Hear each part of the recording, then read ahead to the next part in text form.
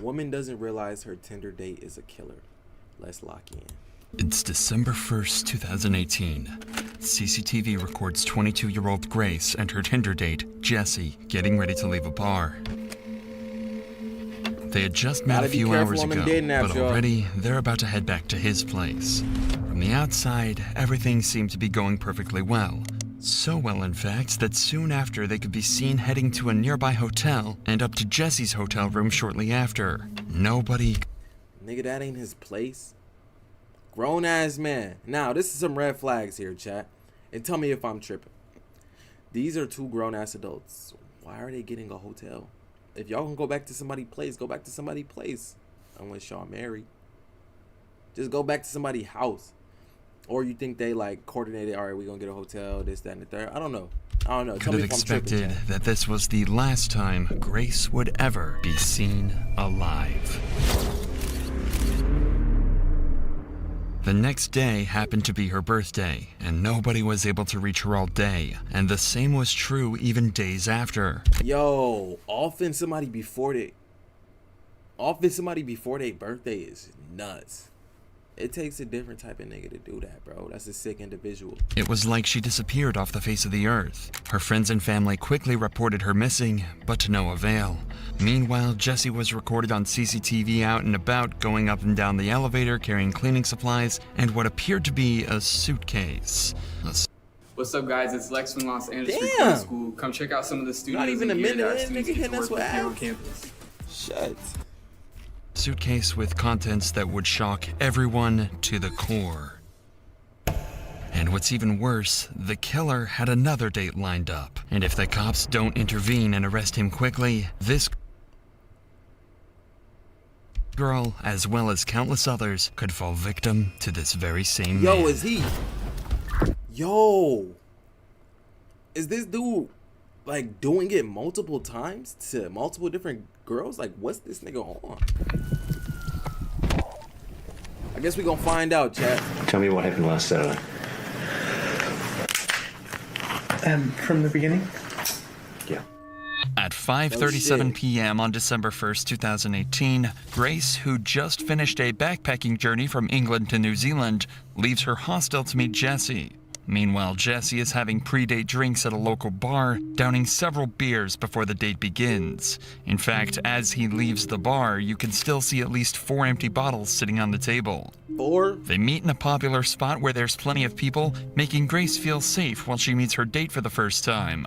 But this will be a false sense of security, as Jesse has no plans to try anything untoward in public. He's going to wait until they're alone. Suspecting nothing, Grace accompanies Jesse to a bar where they drink together for over an hour before they head for a Mexican bar at 7:15 for more drinks, and yet another bar named Bluestone Room around 8:30 p.m. This will be where Jesse tries his luck and sees if he can get a little closer to Grace. At 8:54, they share their first kiss. This is when Jesse... See, he trying to make her feel OD comfortable. He going now, he buying her drinks, he getting her tipsy. Feel me? He getting her loose. Feel me? She letting her guard down. First time linking, of course, they gonna have some liquor. He takes a trip to the bathroom, and where Grace sends her very last message to anyone, telling her friends that it's going amazingly well and that she just clicks with him so well. Wow. She's probably excited to spend the night with a man that she genuinely likes. She could have had no idea that instead, he was about to end her life in one of the most horrific ways possible. The next morning... Like, niggas could be like, this is crazy. Like, niggas could choose to get play. Niggas could get play and choose to kill somebody. Like, does that make sense, my nigga? Are you gay? Who does that? Shit is dead ass weird. Grace's phone starts to receive a ton of messages. It's her birthday, and there are plenty of friends who want to send her their best wishes. Each and every one of these messages goes unanswered. The first sign that something is wrong is at 8 a.m. when Jesse enters the very same elevator, this time on his own, throwing the camera a suspicious glance. If you think he's just getting the birthday girl a morning coffee, then think again. During that night, Jesse killed Grace by... I'm gonna keep it a buck. Never trust a nigga in skinny jeans, bro. Especially if they rolled at the bottom. Lame nigga deduction. strangulation, and now he's going to try and do everything he can to cover up his crime, and he needs to do it quickly, because he's already got another potential victim lined up. And you know he put By 8:07 he put that one thing on the outside of his door that told housekeeping don't come in, we don't need it. a.m., Jesse is in town and about to start the most eerie shopping trip possible. He starts at the warehouse on Elliott Street, where he buys a suitcase that he plans to hide Grace's body in. He checks out the width and depth of the suitcase to make sure it'll fit her, so he can dispose of her body before anyone can catch him. Then 25 minutes later, he makes his way to another store, where he buys a number of cleaning products that will be used to clean up the murder scene. Damn, Then he returns. I know I'm pausing a lot, chat, but bro, crime is dead, bro. Crime is dead. Like, you literally, bro, there's cameras everywhere, bro. Stores. Like, from the store to your car. Street signs, traffic lights got cameras on it. They're tracking your car all the way back to your house, bro. Ring doorbells, bro. There's cameras everywhere, bro. That shit's crazy. Like, you can't do shit, bro. It's dumb to even do anything. To his apartment for a number of hours, reappearing at 10:42 a.m. before he jumps in a taxi and Apex Car Rental, where he rents a car. But it's what he does next that's truly shocking and puts pressure on the cops to discover and solve his murder as quickly as possible. As Grace's body lies in the apartment, Jesse goes on a date with another girl he'd met on Tinder. Given that he has all the equipment, He went on another date. What? Am I hearing this shit correctly? Is this supposed to be his alibi? and ready to hide one body, it's speculated that he Is planned this this to supposed be to be his his alibi? second victim of the day.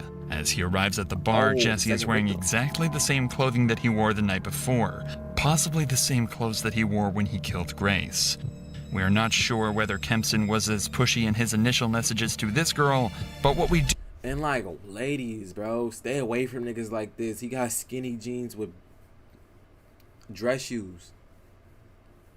Yo, what the fuck is this? Nigga definitely got his fashion from a YouTube video. I'm gonna keep it a buck. From Teaching Men's Fashion, he definitely got this fit from there, bro. If you know, you know. do know is that the conversation he you struck know. up with her during the date not only brought up some major red flags, it downright terrified her. Allegedly, he wanted to talk to her about where to hide a dead body from the police. Right away, the date is over. They're coming straight in. Trust me, I've got. And this girl's instincts may have just saved her life. It's Like, that hard to shit's imagine the mad weird. horror that she would have felt when she learned the truth about the man she just walked away from, certain that he likely had the same fate lined up for her as he did with Grace. At 8:56 p.m., we can see Jesse carrying a piece of equipment back to his apartment. Damn, bro. So she sat in that hotel room for a whole day? Deceased? What the fuck? More precisely, it's a carpet cleaner, and he's going to try and use that carpet cleaner to try and remove any trace of Grace's presence at his apartment. He's even got 2 bottles of cleaner in his hand, making sure he's got enough to get the job done. 30 minutes later, and we're greeted with the product of all his hard work. He's about to try and hide the body. He reappears in the elevator with a trolley carrying several luggage bags, one of which is the suitcase that he'd bought earlier that morning. It's way too heavy to carry, as inside is Grace's dead body. Of course, he can't walk through the streets with this amount of baggage, which is exactly why he hired the rental car. Minutes later, he's loading the rental car with all of the baggage, ready to make the next move in his attempt to cover up this murder, hiding the body in a place he thinks no one will find it. The next morning at 7 a.m., Jesse buys a shovel and heads back to his apartment, where he collects some clothing to take to the dry cleaners, destroying more potential evidence of his crime. But he's not done there. Notice how there's literally camera footage of everywhere he went, bro. This shit, nigga, he made it easy for the FBI. He made it easy for these niggas, bro. There's camera footage of everywhere you went, bro. You're cooked. As he stops off at a random trash can, tossing a large trash bag inside. Then Jesse takes his rental car for a deep clean, paying particular attention to the rear of the vehicle, where he had stashed the suitcase containing Grace's body. And with that, his work was done. For the next 2 days, Grace's family and friends go through turmoil. Nobody has heard from her. She hasn't posted on any. And like, do they not think, bro? Does he not think that they can literally just look at her shit and see that he was the last person she was with. Location. Yo, they had Find My back in 2018. I'm gonna keep it a buck. I'm telling y'all, bro, the tech is too crazy now for y'all to be doing stuff. Any social media, and she isn't answering either of her two phones. Her family report her missing to Auckland police on December 5th. Grace's father, David, even flies to Auckland and makes a heartfelt appeal for his daughter's safe return. Grace has been missing for several days, and as a family, we've been extremely concerned for her welfare. To anybody who's seen, spoken to, or come into contact with Grace, come forward and contact the investigation team. With so much media coverage at the time, Jessie likely saw her father's appeal, and yet the family's pleas went unanswered. But Auckland police are about to use various methods to track Grace's last movements and find their main suspect in her disappearance. They're able to find out she was on a date with a mystery man, and after poring over hours of surveillance footage, they find the last person she was with, and track him back to his apartment. At 3 p.m. on December 5th, the cops turn up at the City Life Hotel, but they almost miss their man as he eyes them in the lobby when he approaches the front door. Jessie thinks, why is he back at the hotel? Yo, why this nigga keep coming back, gang? Or is the City Life Hotel the name of the apartment? Or is he going back to the hotel where he did it? Like, why does he keep going back? if he casually strolls away, he won't be noticed. But these eagle-eyed cops don't miss a trick and quickly apprehend him before he can make an escape. At this point, the smartest thing for Jesse to do is to own up to his crime, maybe try to play it off as an accident, and face the consequences. But he's not going to do any such thing. In the interrogation room, he plans to lie his way out of this, but he's completely unaware that the cops have already seen every move from the night of the murder and have about as much evidence as they could possibly ask for. Like shit, bro. All these cameras around, nigga basically gave him a free conviction, bro, on a platter, bro. They didn't have to do shit but look at the cameras. At the start of the interview, he has no reason to lie, as he's just recalling the events before the murder. Tell us about Grace. So I was talking to Grace on Tinder. Yeah. We'd matched on Friday. I saw that we'd matched the next day on Saturday. And then we met at Sky City. And then we decided that we were going up to Andy's Burger Bar, which is on the first floor. Not long into this interview, Jesse becomes entangled in his first lie, as he claims Grace was the one pushing for a date, when we already know he was the one trying hard to meet Grace in their initial messages. Whose idea was it to... Ladies, any guy being too pushy, too eager to meet up with you first link, like suspiciously like eager, don't do it. Guys too, my nigga, that shit gonna be a setup, bro. to go to that If it particular feel too burger easy, place? nigga, it is. Because I didn't initially know that she was real. What do you mean? Stop with the Well, bullshit, there's a lot bro. of... So have you heard of catfish? No. So catfishing is He where said no. someone uses your profile, uses your photos and pretends to be you and then meets, and you're a completely different person. Right. And it's on Tinder, it's all about the way you look. And so if they use more endearing photos, you're more likely to swipe for them. Okay. Yeah. How does meeting in a public place sort of protect you from meeting someone who's not as good looking as... Well, there's security there. So if she wasn't who she said she was, Yeah. at least in my mind, I'd feel safe. When Jesse is confronted with evidence from surveillance cameras, he continues to lie, digging a hole for himself that he's going to struggle to escape from. No. I go down Victoria Street, straight down to the bottom, and then hang a left, and I head towards the viaduct. You go to the viaduct a bit? Yeah.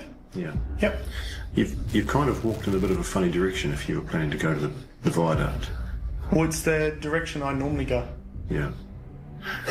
It's I mean, I'm just sort of saying, like, if you were planning to go to the viaduct. I normally go down Queen Street and then cross at the bottom of Queen Street, go through the containers, Yeah. and then walk along the wharf. Yeah. Is there a particular reason you were going to do that? I feel safer down that way. I feel The cop safer, I feel obviously safer. suspects something strange Nigga, here. you Jesse's weirdo. behavior and responses don't seem to line up or make sense at all, and if Jesse is lying, it'll only take a good few questions to throw him off completely. So the cop starts to apply the pressure, sending Jesse into panic. Actually don't know if she's been murdered or not yet. She may be alive and well. Okay. But she might also be dead. Okay? And it could be that you've done it.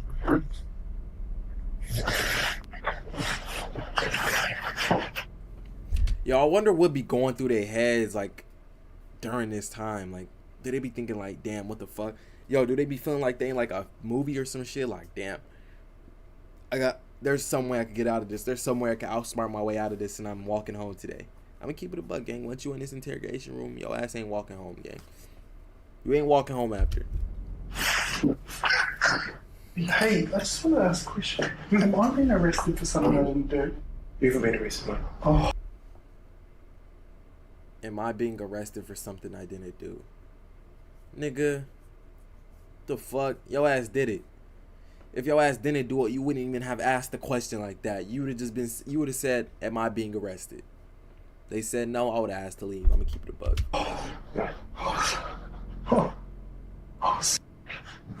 holy. He's not being arrested just yet, but Auckland police are convinced Jesse is either behind Grace's disappearance or is at least involved. And the more they investigate this case, the more evidence they find to suggest Jesse is the one responsible. It's not just the surveillance footage that helps solve this case. Remember the new suitcase and cleaning products Jesse bought the morning after? Well, believe it or not, they were all bought on Grace's credit card. Like, nigga, like, damn, it's like at this point, bro, to get away with this shit, you gotta buy shit months in advance. Like when you grocery shopping on some shit, that's just premeditated. Like, damn, bro, like buying it either a day before, a day after, 2 days before, 2 days after. We know you did it, gang. We know you did it.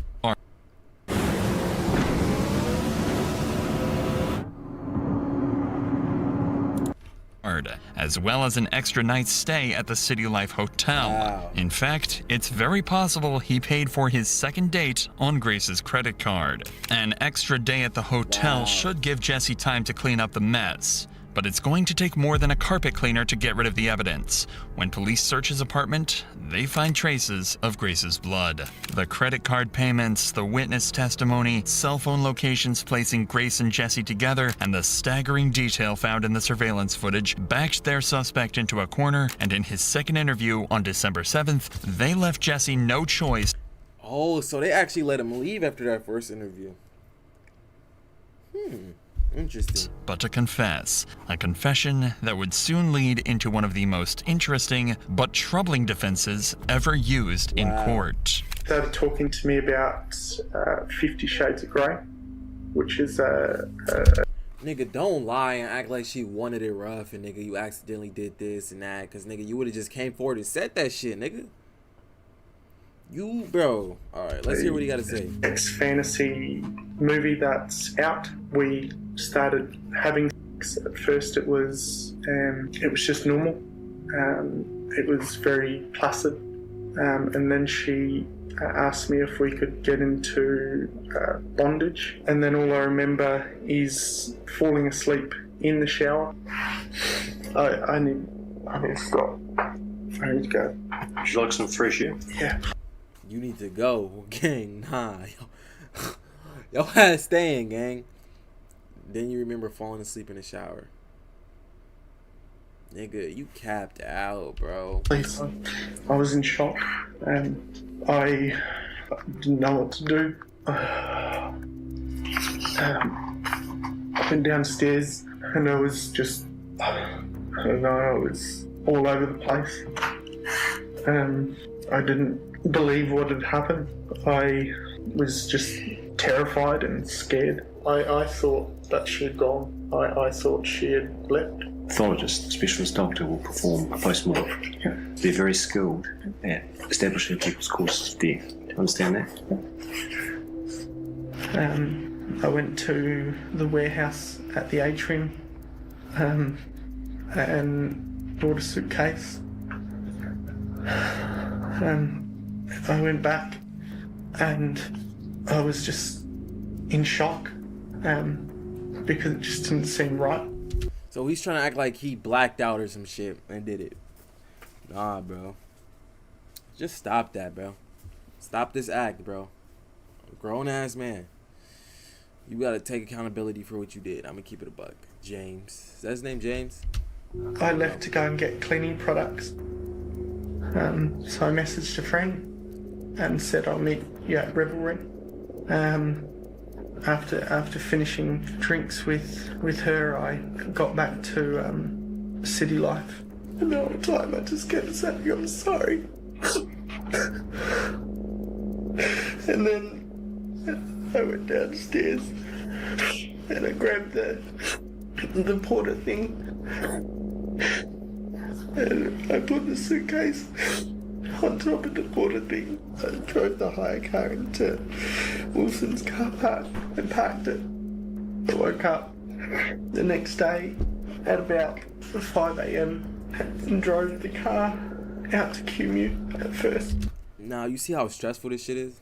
Doing all this shit? I know these niggas be mad, anxious, nervous. Just don't do bad shit, gang. You don't gotta deal with this, bro. Just don't do bad shit. You could do bad shit. Don't do bad shit on a scale of this. Don't do bad shit on a scale of jail time where you're gonna be paranoid and anxious forever if you do something, bro. It's not worth it, bro. It's not worth the mental troubles. It's not worth nothing, bro. It's not. Nothing's worth that, bro. Nothing.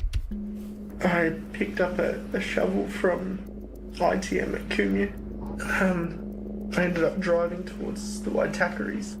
I went into the bush, I dug a hole, I went and got the suitcase, and I covered the hole, and then I drove. Where is her possessions? I threw them in the rubbish. Whereabouts? Albert Park, rubbish. Right, so what items of her property have been disposed of in Albert Park? Everything. All of her clothing? Yo, this nigga guy here second time and told it all. Yo, okay, so they had all the camera footage and shit before he came in here. But he didn't know that, did he? So damn, he was just about to come in here and come clean. Everything that was in the room. Whereabouts did you clean the car? The outside of the car? I think it was in Henderson. I don't know West very well. Okay. And what did you use to clean the car? Water blaster thing from a car cleaning place. And this is where INSTA has been great. Every single experience we had, we never had an issue. Did she have any injuries? Not that I can remember. I was just panicking. Did you inflict any injuries on her that caused her to die? No. Did you kill Grace Mullane? Okay. And you're under arrest for the murder of Grace Mullane on or about the 2nd of December. Okay. You understand? Yep. Did you intend to cause her death? No. Are you ready to take us to where she is? The media called it the 50 Shades of Grey defense. The idea is that someone may consent to being harmed during intimacy knowing the dangers involved. If they made no indication to stop, then it would be seen as an accident, and the person responsible shouldn't face a murder charge. But this defense has always been seen as more of a scapegoat, used by lawyers to try and get their defendant off with a lighter sentence, which in this case would be manslaughter. This doesn't change what happened after Grace's death, and the Did he get manslaughter? Don't tell me he got manslaughter. disturbing series of Don't events tell me. uncovered during the investigation. From December 1st, the day before the date, all the way to December 7th, cops found Google searches made by Jesse looking for a place to hide the body. He'd also taken photos of Grace's body before and after he packed her into the suitcase. They found Grace's body on December 9th, 2018. Whoa, my nigga. What are you on, gang? Pictures before and after? Yeah. in the beyond me. Waitakere That's Ranges tough. just outside of Auckland. It was determined that she was strangled and had bruises on her arms and chest consistent with being pinned down. In New Zealand, there is no such thing as first-degree or second-degree murder. All charges are treated the same, carrying a life sentence. Damn. That meant there was no investigation into the premeditation. All that mattered was if Jesse killed her or not. It was that simple. Jesse maintained his innocence, but was eventually found guilty, and on February 21st, 2020, he was sentenced to life in prison with a minimum non-parole period of 17 years. After his trial, 2 more women came forward and claimed Jesse had sexually assaulted them after they met him on Tinder. He was found guilty on those charges as well, adding another 11 years to life added to his sentence. Damn. It's December 1st, Let's 2000. watch this. Damn, chat. Yo, y'all gotta be safe, bro, on them dating apps, bro. Y'all have to be safe on those dating apps. I'm telling you, bro. It's not worth your life. It's not. Ladies, gentlemen. Hey, if it seems too... Men, if it seemed too easy, it probably is. Ladies, if he trying to crush bad, you just met the nigga, don't talk to him, bro. I love y'all niggas. I'm gonna catch you on the next video. Peace. See you soon forever.